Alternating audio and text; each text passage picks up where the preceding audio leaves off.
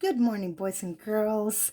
This is Mrs. Ash, and today I would like to review with you how to find the area of different polygons. We're going to start with the parallelogram. To find the area of a parallelogram, you need to multiply the base times the height.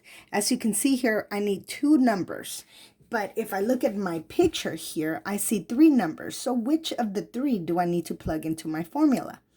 Well, the first number I need to identify is my base. To find the base, you look for the parallel lines.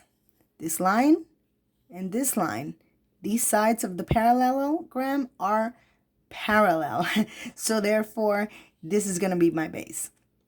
If this is 10 centimeters, this base up here will also be 10 centimeters.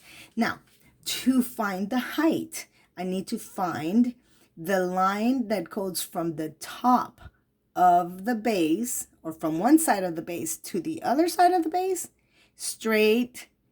It makes a straight line, top to bottom.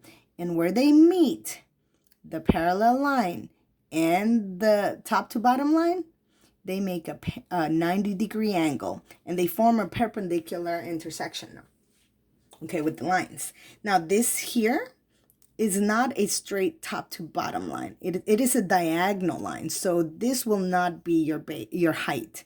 So now you plug in the numbers for base and height, 10 times 5, and you multiply them together to get 50. And don't forget to add the unit of measurement. The unit of measurement is centimeters. Every time we multiply to find the area of a polygon, we have to put the unit of measurement in square units. That's where you see this little 2 right here, or you can actually write 50 centimeters squared or 50 squared centimeters. All right, now we're going to go on to the next one, which is how to find the area of a triangle. Now, to find the area of a triangle, the formula says that you need to multiply the base times the height, and then after you do that, you want to divide it by 2. If you want to understand how and why this formula came about, I suggest you go back and watch my previous videos where I actually explain that. For this example here, we find the base. Okay, here's your base. And the height, well, where's my height? Again, just like in the parallelogram up here, the height is found by looking for the line that makes a perpendicular intersection with the base.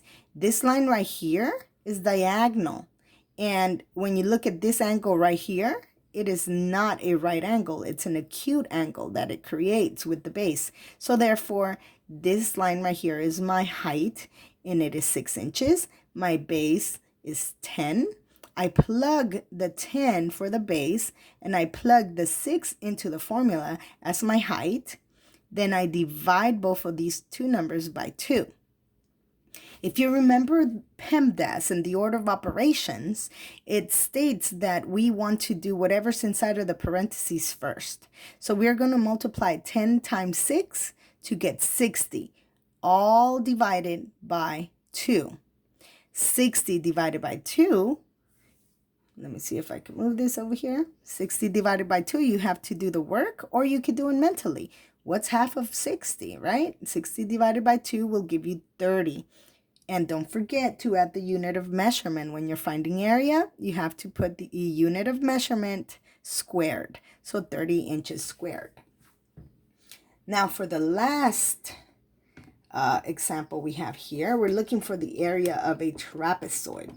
All right, so the area of a trapezoid, the formula for it is a little bit more complicated, but really it's super easy if you just follow the steps one by one. So the very first step you need to do is go and find what the numbers for the base 1 and base 2 are, what the number for height is, and all of that will be divided by 2. So here's how we find the bases in a trapezoid. The bases of a trapezoid are the two parallel lines. This up here and this up here are the pair of sides or parallel lines that actually will never intersect each other. They will go on infinitely this way and that way and this way and that way. They will never cross each other. So that's how you know they are parallel lines. So B1 could be this one or it could be this one. Base 1 could be this one or this one. It doesn't matter. The order doesn't matter. But I like to always put a capital B to represent the longest length for my base. And the lowercase b stands for the shorter of the two bases. So my longer base is 8. My shorter base is 4. So base 1, base 2 times the height. Again, we have already spoken about how to find the height.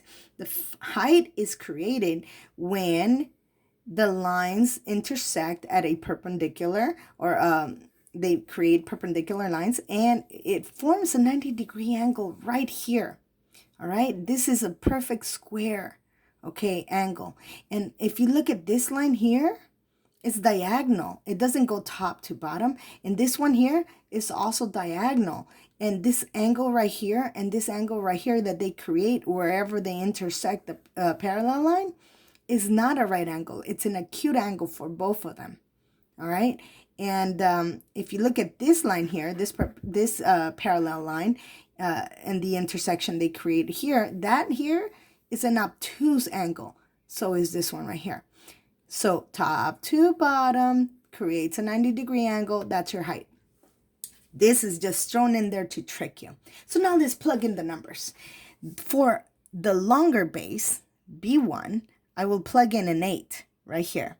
For my shorter base right here, I'm going to plug in the 4 right there. Now I'm going to multiply it by the height. So I have to go find my height. Here it is. It's a 3. I plug it in. All divided by 2. Then I go on to my next line, and order of operations says I got to do whatever's inside of the parentheses first. 8 plus 4 gives me 12 times 3, bring it down, divided by 2, bring it down. My next step is to multiply the 12 times the 3, which gives me 36, all over 2, bring it down. And my next step is to divide 36 by 2, which will give me 18. Don't forget, at the unit of measurement, feet square. And voila, boys and girls, this is it. This is the review for today. Make sure you study really hard because the quiz is coming up. And I want you guys to get all 100% on it, all right? Have a great day. We'll talk to you later. Bye-bye.